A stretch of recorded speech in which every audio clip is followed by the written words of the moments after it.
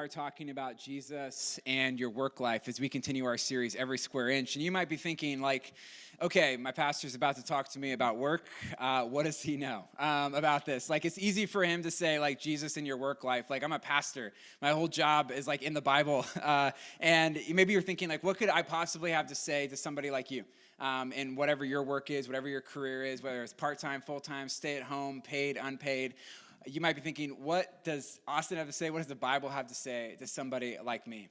And we're going to talk a little bit into this sermon about why sometimes it's a false dichotomy to think about there's ministry jobs over here and then everybody else's jobs over here, and why that really isn't in the Bible and the way we think about it. But just for the sake of it, and just to build some credibility, I want to tell you about one of my other jobs that I've done besides being a pastor when I worked bivocationally during my first few years of ministry. And I'm not going to go through my whole LinkedIn. Honestly, doesn't exist, and it would be really uninteresting in a lot of ways. Very boring. It would have this starting in 2012, and then that would be pretty much it. But one of the jobs that I did when I was getting started in ministry here was to help make ends meet. I worked as a used bookstore employee. There's a bookstore down at the end of Lincoln Avenue where the Bend is. It was called Around the Bend Books. There's a sushi place next to it now. That's where Thai Tamarind, right next to where Thai Tamarind used to be. And honestly, I love books, but sorting books is not nearly as exciting. I was often finding books for Amazon orders, things like that. But I can think of two moments from that experience that might make you respect my limited work experience outside of pastoring. And neither of them involve books. Both of them involve animals at this bookstore. So first one is we had this bookstore cat. Every great bookstore has a bookstore cat. Ours was a calico named Diamond. And the owner had adopted it from a student of his back when he did youth ministry. And so this cat, Diamond, would come in and out of the store whenever she wanted. And one day I came in and the owner mentioned to me, he's like, hey, I got some sad news. I think we're going to have to put Diamond down. I'm like, why, what's up? He's like, she clearly has a tumor. And I looked at her and I said, yeah, definitely, my diagnosis. I'm not a veterinarian, but I was in total agreement that that's what's wrong with this cat. And so we're just counting down the days until we have to put down Diamond. And a few weeks later, I come into the store and I was opening that day and the door was unlocked. The lights were on. There was a half-eaten dinner. And the owner of the store and the cat could nowhere to be found. Not totally abnormal. The owner of the store lived in an apartment above the store, and so I thought maybe he had just opened early or something like that. This is fine. So I go in, kind of clean up what's going on. It's like, man, this place looks like a crime scene, trying to clean up a little bit, like what happened here. Go in, I open up the computer to start doing inventory. And up on the screen pops up an article from WikiHow that simply says, how to help a cat give birth with pictures. And very quickly, I start connecting the dots that this was not a tumor that Diamond had. And, she goes in and out a lot from the store. And so things are starting to click in my mind. And I'm like, I got to go find my owner or the owner of the store or the cat. Thinking, like, if I find one, I'm going to find the other. And so I just go searching for them. And I go up the steps to where the owner of the store lives. And the door up there is also open. And so I just walk right in, and I hear two sounds, snoring and meowing. And so I work my way into the apartment, and I find my manager asleep on the floor and two kittens roaming around a hastily created playpen. And Diamond just being mother of the century up there. And so one kitten ended up being a bookstore cat named Peanut, and the other one now lives in Atlanta, goes by the name Scout, for those of you interested. Second experience with animals, though, at this store. If you didn't respect me yet, now is the time. A few months later, in the dead of winter, I'm putting books away in the nonfiction paperback section, and I reach to pick up a book, and I feel a sharp pinch on my pinky finger. And whatever I felt did not break skin, but it's really sharp. And I was like, I thought maybe it's an exposed nail. We made these shelves ourselves, and so maybe that's what's going on. So I look back there, expecting to see an exposed nail, and instead I see two eyes looking back at me. It's not Diamond, and it scared me to death. And when I did look again, I also saw that those two eyes had wings and a furry fox-like face. I'm not an animal expert. Definitely was a bat, though. And so one of two things was happening. Either wanted a warm place to be for the winter or really loved World War II memoirs. And in a moment of adrenaline, I run upstairs, I grab 2 styrofoam cups, come back downstairs, catch this bat. And again, my manager was upstairs in his apartment. And so I run up to show him the bat, tell him what happened, which I would not recommend running into someone's apartment with a bat. And he was also scared to death when he realized what it was, to get that out of my sight. So I ran outside, let the bat go into the wild again, watched it fly away, and then I just went back to work like nothing happened. Only to realize, like less than a week later, that one of the most common ways to get rabies in Pennsylvania is bat interactions. Also, how to become a vampire. So those are both there. And it's been 11 years now. I don't work there anymore. I don't have rabies. I think I'm okay. But for the most part, that job, I got into it because I needed a job. Some friends had told me about it. I liked books. It was mostly just a job to make ends meet for me. Because what I really wanted to do was what I'm doing right now, which is ministry. I thought that, like, this in my head, this is ministry. So I had a young adult service that I would lead on Saturday nights right in this building. And I was like, that's really what I want to do. And this job is just to help me make my ends meet so I can do what I really want to do. I did not see me working at the bookstore, all the hours I spent there each week, as ministry. I only saw what I was doing on Saturday nights as the ministry. And I was missing a huge part of my week because I wasn't asking the question that I wish more people would be asking in whatever job you have, which is not, how do you help a cat deliver kittens, or do I have rabies? But the question, how do I do my job, whatever it is, as if it's being done for Jesus? How do I do my job as if Jesus is my boss? How do I live out my calling in whatever occupation I have, as if every calling belongs to Jesus? That's a question I wish I asked more back then. But it's a question that all of us can begin to ask right now as we're continuing our series, week 5 of our Vision Teaching series, exploring what does it mean that Jesus is Lord over everything. And it's inspired by a quote from a 19th century Dutch theologian named Abraham Kuyper, who said that there's not a square inch in the whole domain of human existence over which Christ, who is Lord over all, does not exclaim mine. And each week we've been editing that quote to talk about different areas of our existence. We've talked about how Jesus is Lord of every minute of our lives and time management according to the Bible. We talked about how Jesus is Lord of every dollar and how Jesus would budget $100. We talked about how Jesus is Lord of every person. We've talked, last week you heard from Amanda, if you heard from home or you were one of the 25 people here in the building, you heard about how Jesus is Lord over every word. Next week, we're going to talk about Jesus is Lord over every inch, including every inch of this building and what that means for our vision. But this week, we want to talk about every calling. And this is how we're editing the quote this week, is that there's not a single calling. Everybody say single calling. There's not a single calling in the whole domain of human existence over which Christ, who is Lord over all, does not exclaim, mine. Some of you are working jobs right now that you love, which is awesome. Some of you are working jobs that you do not love, and that may be stronger feelings toward the work that you have. Others of you are stay-at-home parents, or you're retired, or you're in high school or college, and you're wondering, what does this mean for somebody like me? Some of you, maybe you've been bitten by a bat at work. I don't know. But no matter what you're doing, right, it is always a good time to begin asking yourself, how can I live out my calling in my current or future occupation as if Jesus was my manager? And that's a question that each of us in this room can ask. And I believe that if we learn to ask it and learn what the Bible says the answer to that question is, it can make a radical difference in our workplaces and in our city. So our teaching text for today comes from the end of a letter to a city called Colossae, and the letter is called Colossians, and our teaching text is Colossians chapter 3, 23 through 24. If you've never opened a Bible before, today is a great time in a non-judgmental space to try that for the first time. You can grab one out of the pew in front of you, or you can open it up using an app like YouVersion. But Colossians is in the second half, or the back third of the Bible in what's called the New Testament. There's a table of contents in the front that will help you find it. And we're in Colossians chapter 3, big numbers, small numbers, 23 through 24. And so he's in the middle of describing how does the gospel, the good news of Jesus, impact the household. And in that, he begins to address something that's peripheral to how we think about work. Listen to what he says in Colossians 3, 23 through 24. He says, whatever you do, do it from the heart, as something done for the Lord and not for people, knowing that you will receive the reward of an inheritance from the Lord. You serve the Lord Christ. Just 2 verses that we're going to focus on today from Colossians chapter 3. And the New Testament does not say a lot about work specifically, although everything in the New Testament, there's a lot to be said about principles that can then be applied to your work life. And the Bible as a whole says a lot more than you might think about work.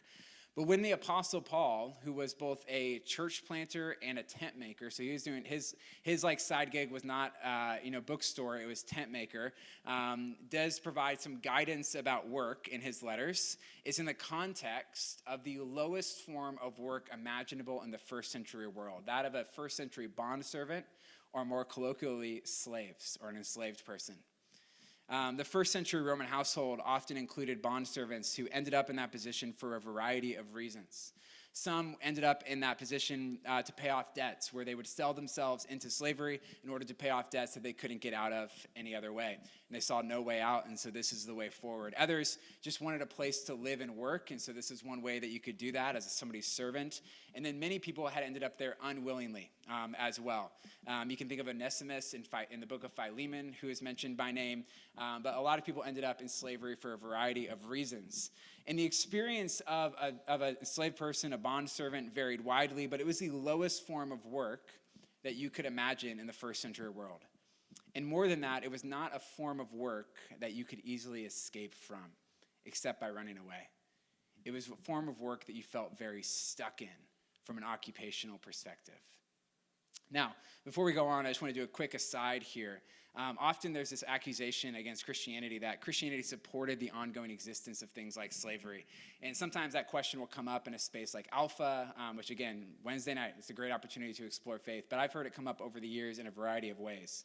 And honestly, there are some Christians throughout history who use the Bible to prop up the evil institution of slavery. But within the New Testament itself, when you read it well, the seeds were actually planted to destabilize and end the very institution of slavery that had been around for millennia, which is also why slaveholders, especially in the United States, actually prohibited enslaved people from reading the Bible because they knew those seeds of their redemption were right there. Additionally, those who worked hardest for the abolition of slavery, like William Wilberforce in London, did so on the basis of Christian faith. But at this point, when he's writing this letter, Christianity is a minority religion that is working within existing Roman institutions. And Paul believed that even somebody who is enslaved could find a way to live out their calling, which is bigger and goes beyond that, under the lordship of Jesus. And here's why we're starting here. Not just because it's convenient for guidance about work. We're starting here because if even somebody who is absolutely stuck in their occupation, with no way out of it, can live their work life under the lordship of Jesus, so can you. No matter how much you don't like your job, no matter how much you feel stuck in your line of work and you can't see a way forward or a way up, there is a way for you to begin to figure out, how do I do it right where I am? How do I begin to live my occupation under the lordship of Jesus? You might hate your job. You might wish you had a different one. You might just think your job is okay. But whatever your job is, it is possible within that occupation to live it under the lordship of Jesus. And that will make all the difference in the world for you and for your workplace. And so as he's writing to bondservants, Paul gives us a word that I believe can apply beyond just the context into which he was writing. A word about calling. It's this, that every calling has a what, a why, or what, a how, and a why. Every calling has a what, a how, and a why. Today, we're going to focus more on talking about occupation rather than what we might think of as vocation or calling. But if your calling or your vocation is your sense of purpose, why God has placed you here on earth, that's going to take the form of some occupation, some way that you're filling your week-to-week time. Maybe it's something you do paid or unpaid, whatever it is, but every calling is going to have some form of occupation as well. And that's what we're going to focus on today, is that every calling has a what, a how, and a why. That's true of the first century bondservant. That's true of the 21st century Uber driver and everybody in between. And so let's start by talking about the what of your calling. Here at the beginning of Colossians chapter 3, verse 23, Paul writes, whatever you do. Whatever you do. And in using that language, he is opening up this text beyond just who he's writing to include anybody that has just about any occupation imaginable. He is talking, when he says whatever you do, he is talking about the specific occupational expression that your calling is going to take over the form of your life. It might be home, in the home, or outside the home, might be paid or unpaid. It'll probably change over the course of your life. But he's saying that whatever you do, what he's about to talk about next is impacted by what he's about to say.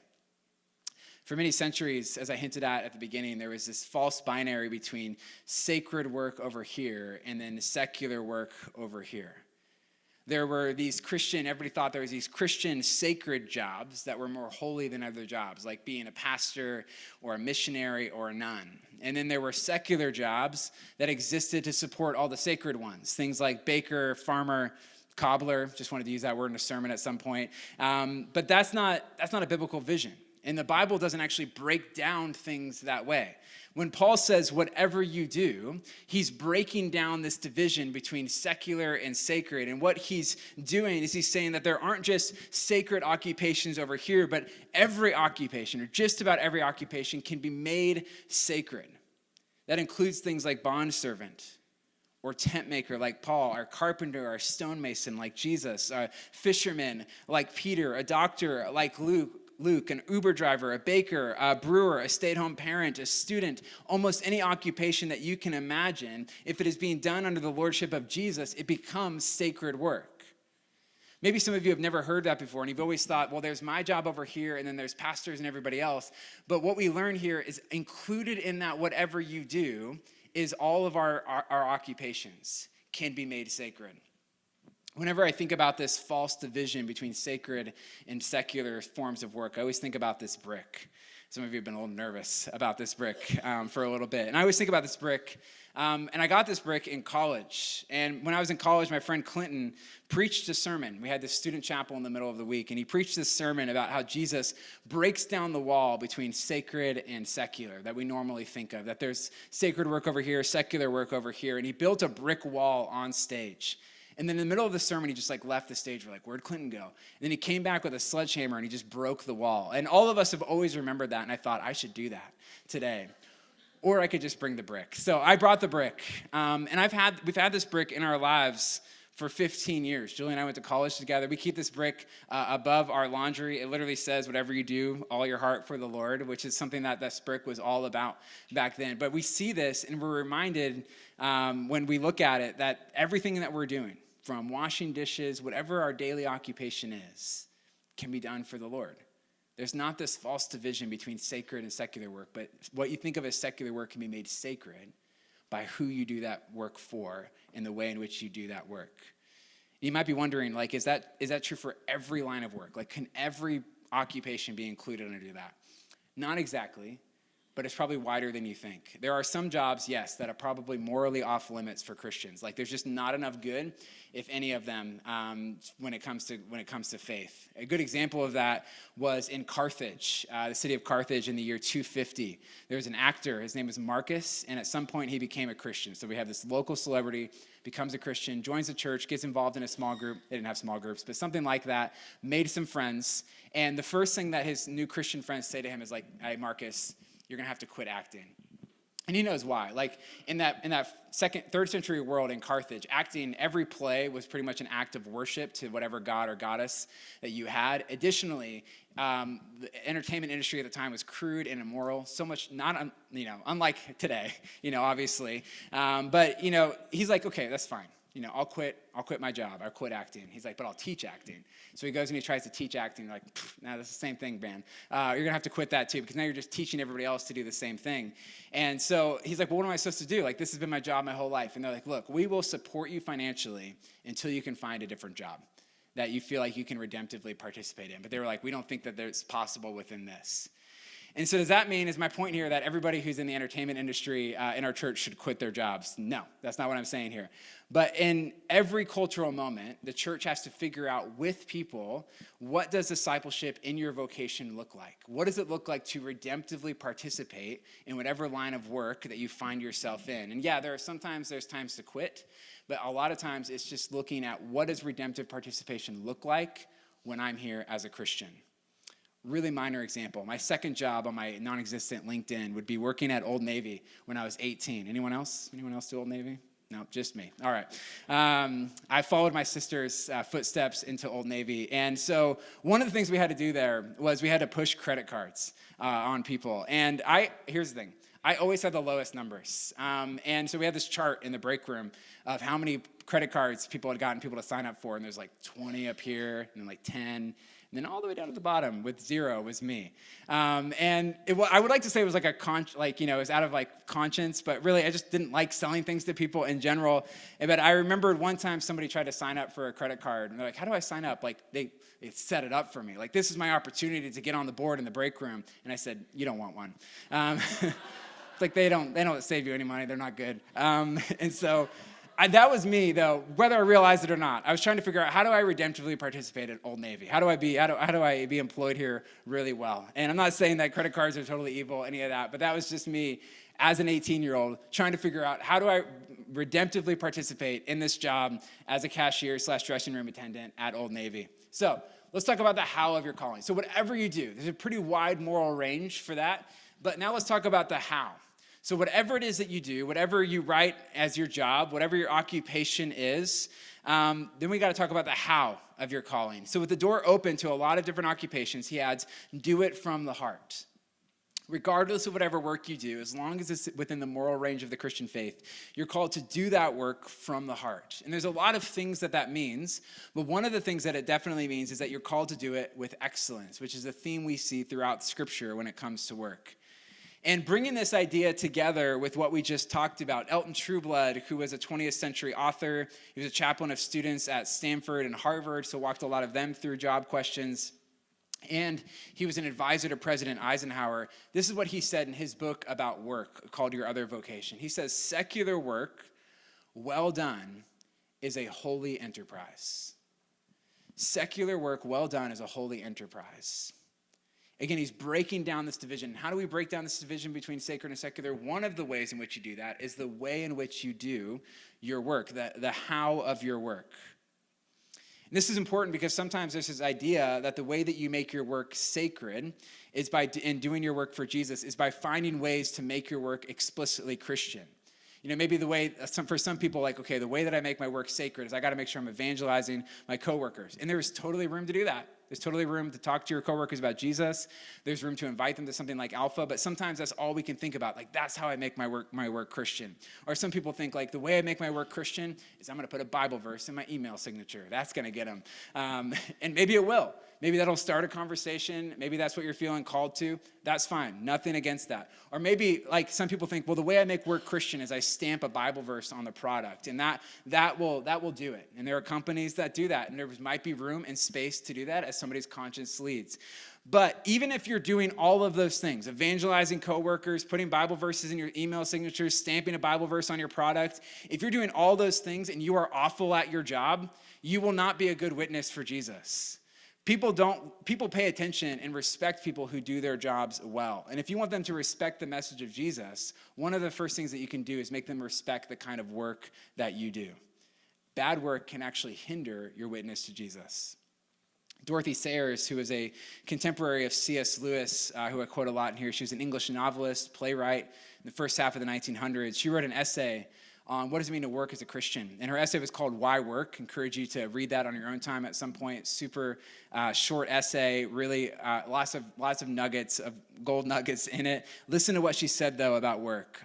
She says, the church's approach to an intelligent carpenter is usually confined to exhorting him not to be drunk and disorderly in his leisure hours and to come to church on Sundays.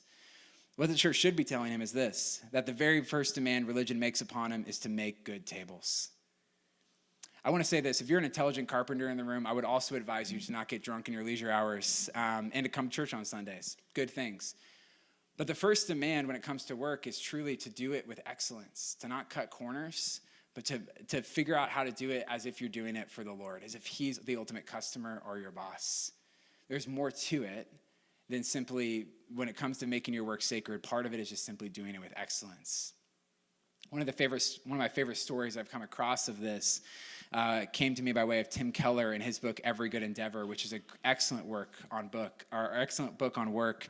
And he tells a story of a pilot named David Cronin, who was a pilot in 1989. He was piloting a 747 from Hawaii to New Zealand, and at 22,000 feet, the cargo door ripped off, as you see in this picture, which is not what you want. And it lost 2 engines immediately. 9 people died right off the bat, and they were 100 miles from land. And so at that point, what mattered most was that the pilot could do his job with excellence, and with 38 years of experience could come through. And so in the end, he was able to land the plane and save the rest of the passengers. And when asked his first thoughts, this is what he said. And I love this because it brings together just some different ways of thinking about sacred work. He says when he was asked his first thoughts, he said, I said a prayer for my passengers momentarily, and then I got back to business. And he figured out how to land that plane. At this point, again, secular work well done is a holy enterprise. What mattered most at that point was not whether or not he had a cross hanging above him. What mattered most is whether or not he knew the Lord was with him and he was going to land this plane for the Lord or else. That's what mattered. Here's the thing. Excellence is a platform for influence, and that includes influence for Jesus. If you want to be somebody who talks to your friends and your coworkers about Jesus, one of the first things you can do is simply do your job well, and people will pay attention to you differently. And so even as you think through this week, and you think through some of the more mundane parts of your job, maybe the parts that nobody sees, just you, what would it look like to do those parts of your job with excellence? What would it look like to live as if Christians really are called to be some of the best employees or best leaders or bosses or managers in a company? Last thing is this, that helps make your work sacred, is the why of your calling. Paul tells us why we do our occupations with excellence. He says, because we're doing it as something done for the Lord, not for people. Knowing that you will receive the reward of an inheritance from the Lord. You serve the Lord Christ. I love this part of the verse because what he does is he makes the connection explicit between that Abraham Kuyper quote that we've been sharing, and he lets us know that Jesus is the real boss that everybody works for. He's the Lord of every calling. And what's interesting is if you go back to this passage and you read some of the verses around it, you'll notice that Paul uses the word Lord a couple of times. And the Greek word for that is the word Kyrios. And the first time he uses the word Kyrios, he's talking about the masters of these bondservants themselves. He's like, all right, you work for this human master, this Kyrios. But then he says, right after that, he says, but your true Lord, your true Kyrios is not that person, but it is actually Jesus who is in your place and is now Lord over you. That's who you truly serve. And if that was true for them, how much more true is that for you? That the true boss, the true manager, the true person that you serve is not your customers, not your boss, not your company's mission, but is actually serving Jesus. We do our occupations and we do them with excellence for a lot of different reasons. Some of you, you're just in your job because you need a paycheck to pay the bills. And you're like, I would just love to have health care. So if I broke my arm, I wouldn't be in debt for the rest of my life. Like that would be enough for me. Or you just want the accolades that come with doing a job well. Maybe you want the authority and influence that comes with the promotion to leadership. Maybe you want a sense of meaning and purpose and identity like so many of us right now where we don't have our identity in Jesus and so we look for it in a place of work, whatever it is. Or maybe you just want to make your parents proud of you, whatever it is. But Paul says all of those reasons, all of those motivations are secondary, and all of them will ultimately fall short of bringing the best out of you when it comes to work. The best motivation is to realize that you are working for the Lord, that you serve the Lord Christ in what you do at your job, and trusting that you will receive a true inheritance from him. An inheritance that's better than any paycheck or 401k or retirement package or bonus or anything else. He's saying that at the end of the day, what matters is what Jesus says about your work. I don't exactly know what our conversations with Jesus will be like in the end and what conversations we'll have with him when we're raised from the dead. But imagine if you ever had a conversation with him about your work life. I hope that somewhere in that conversation he might say something like this, like, hey, I just want you to know that I saw you. I saw you when you helped that person and you went beyond what your job asked of you. I saw you when you knew you could have cut that corner and given someone a shoddy project or product, but you fixed it and you made it better, even though nobody would have known. I saw you and you were inputting numbers in a database and you double-checked them to make sure that they were accurate so that people could make better decisions. I saw you when you cleaned up that mess. I saw you when you were present with that preschooler. I saw you when you took care of that person's landscape. I saw you when you did these things. And I want you to know, even when you thought nobody was looking, I was looking. Well done, good and faithful servant. That's what it means to serve and do your job as if you're serving the Lord Christ. Beautiful example of this from history is a guy named Johann Sebastian Bach, one of the single greatest and most prolific composers in history. He was also a Christian, But he wasn't writing Christian music like you think of it today, like on the radio. Like his stuff is not on K-Love.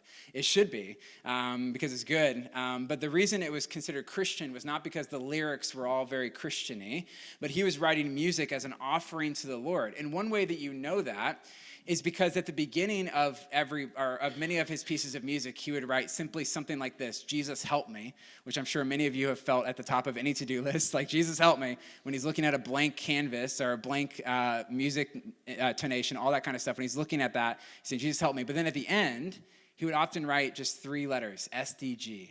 And sometimes, like he did here, he'd write it out where he'd write Soli Deo Gloria, which means for God's glory alone. Alex Heddinga, who goes here, he's a member here, he writes a newsletter called The Musical Father, and he's working on a book about Bach, wrote an essay from August about Bach's concertos. And he wrote one, he said, Bach's Brandenburg concertos, which were a purely instrumental courtly work. In other words, like pop music of the ancient world. He says, were an instrumental courtly work that many would call secular, thus rightly bears Bach's mark of SDG, for Soli Deo Gloria. Why? His work was made sacred, not just by stamping that on the end.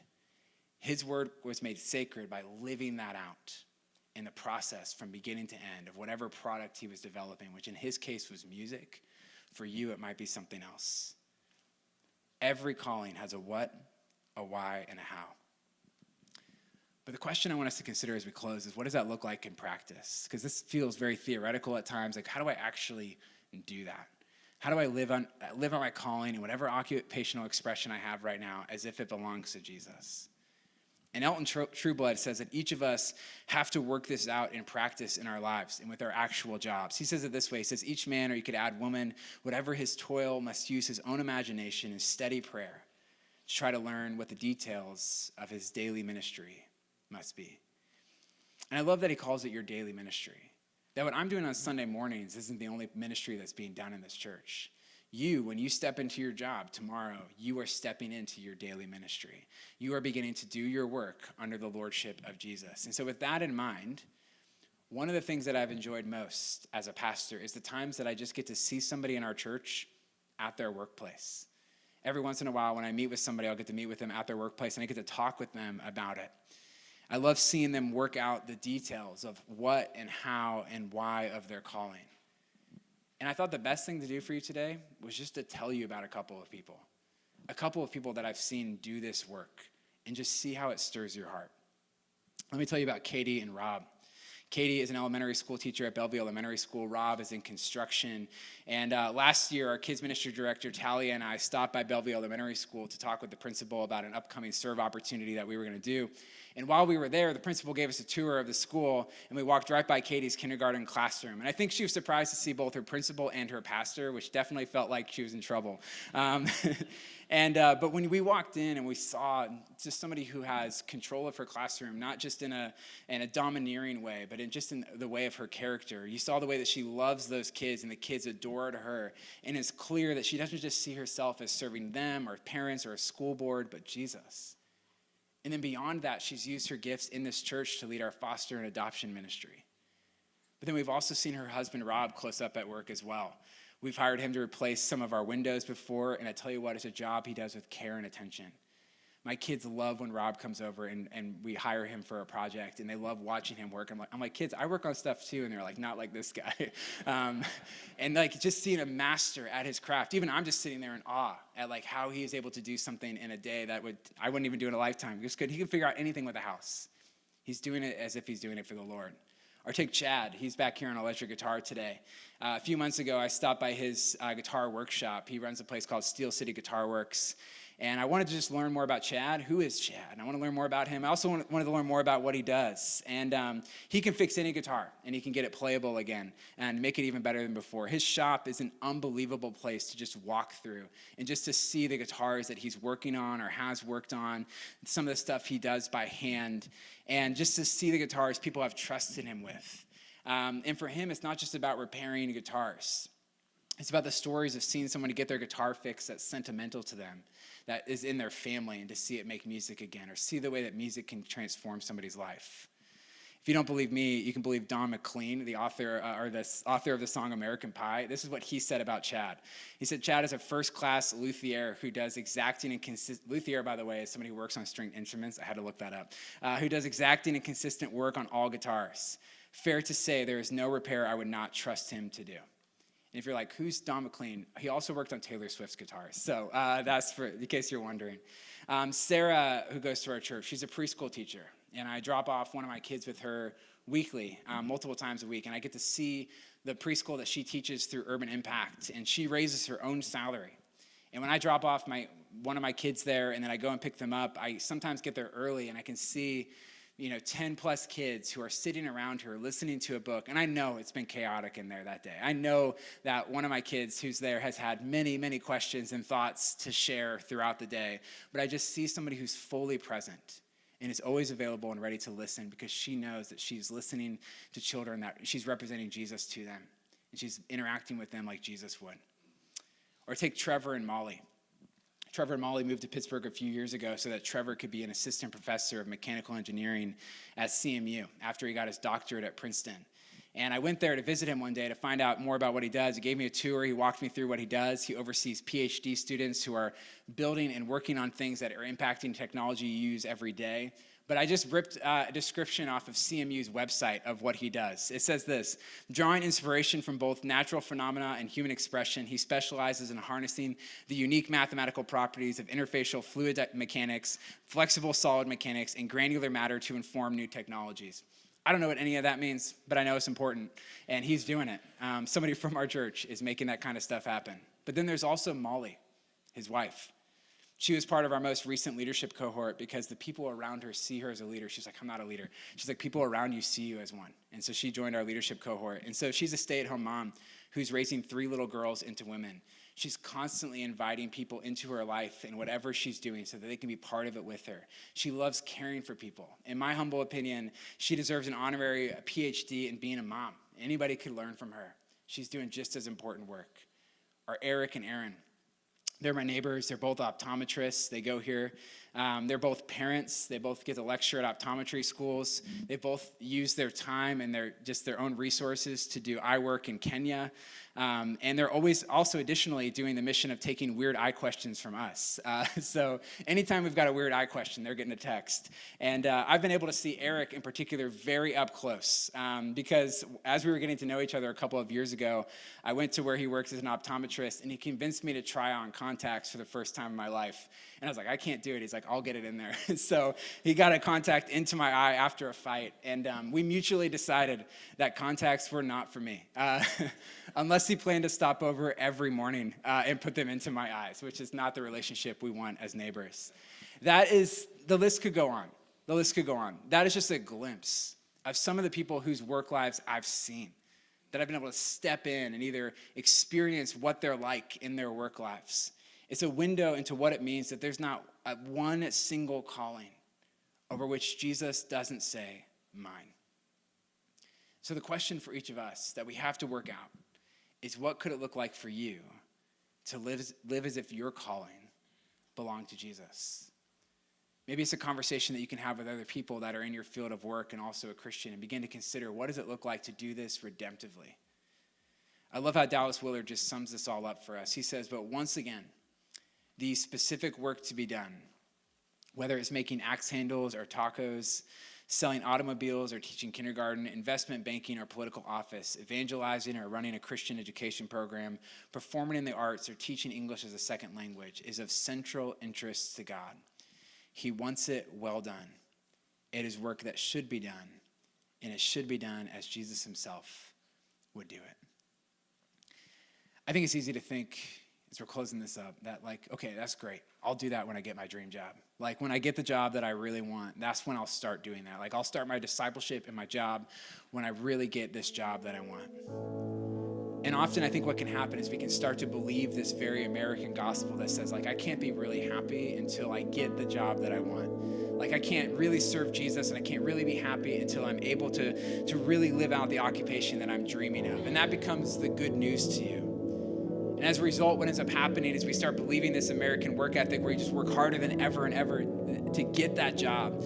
But I love what Derek Thompson, he's a former writer for The Atlantic. He's not a Christian, but listen to how he frames this in gospel terms. He says, the problem with this gospel, that your dream job is out there, so never stop hustling, is that it's a blueprint for spiritual and physical exhaustion. Long hours don't make anybody more productive or creative. They make people stressed, tired, and bitter. And I think some of us in here think that the good news that I need is a new job. And yeah, there are times to switch jobs. There are times to get new jobs. But here's the thing, is that ultimately you don't need a different job. What you need is a different gospel. The real gospel is not that your dream job is out there and that once you get it, you can be happy and finally start serving Jesus. The good news is the same good news that was good news for those bondservants in Colossae or in Ephesus, where he also wrote to. The good news that PJ shared at the beginning of this service when he shared what God has done for us, that Jesus came to the lowest place. He entered into the world. He took the form of a servant, and then he finished that work on the cross for you and for me, and now he is seated at the right hand of the Father as Lord over all. He's sitting in the position of Lord as somebody who has been and worked from the lowest place.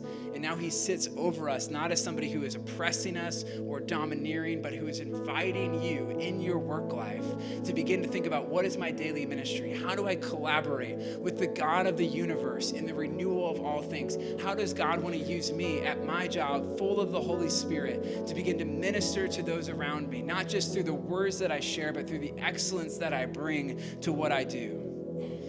He fills your life with the meaning that work can never give you. Let me tell you just a word this morning. Some of you are putting your identity and your meaning and wrapping it all up in your work life, but do not put your identity in something that you can be fired from. Put your identity in your relationship with Jesus. He's already given his life so that you can have a relationship with him. You can have meaning and purpose that you can bring to whatever job that you have. A reward that is better than any paycheck. An inheritance that's better than anything else. We're a church that's inviting ordinary people to live everyday life like Jesus for the good of the neighborhood. And that includes your daily occupation, whether it's paid work or unpaid work, in the home or outside the home, whether you're a student or retired, wherever you are, God wants to use your daily occupation as part of his plan. God wants to use you right where you are if you'll let him.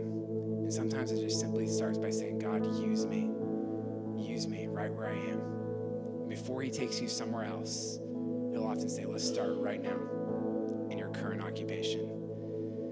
Today in prayer ministry, in a little bit, we're going to make space to pray over your daily occupation, whatever it is.